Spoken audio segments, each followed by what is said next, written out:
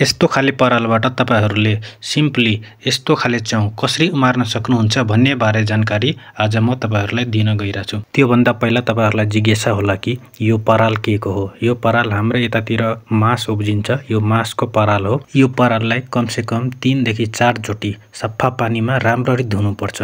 यसमा भएको माइक्रो अर्गानिजमहरूलाई राम्ररी पखालेर धोएर बाहिर निकाल्नुपर्छ। यो कालो पानी जुन बाल्टिनमा हेरिराख्नु भएको छ, यो पानी जबसम्म सफा हुँदैन तबसम्म त्यसलाई धोइराख्नुपर्छ। यति गरेपछि पनि माइक्रो अर्गानिजमहरू मर्दैन। त्यही भएर यसलाई आधी घण्टादेखि लिएर 1 घण्टासम्म यसरी उबाल्नुपर्छ। उबालिसकेपछि यसलाई घाममा कमसे कम आधी घण्टा छोडिदिनुपर्छ। यसमा भएको पानी झर्छ। पानी झरिसकेपछि यस्तो खाले बिउ आउँछ बजारमा।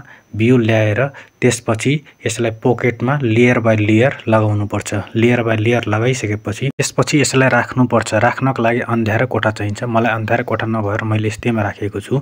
अनि त्यसपछि 25 देखि 30 दिनपछि चाहिँ यस्तो चाहिँ च्याउ फल्न स्टार्ट गर्छ। तपाईहरूलाई यो च्याउ उमार्ने सम्बन्धी कुनै जानकारी चाहियो भने तपाईहरू तल कमेन्टमा लेख्न सक्नुहुन्छ र यसको बिउ आफै घरमा कसरी बनाउन सक्नुहुन्छ भने त्यसको बारेमा पनि तपाईहरूलाई जानकारी चाहियो भने त्यो पनि कमेन्टमा लेख्नुहोला।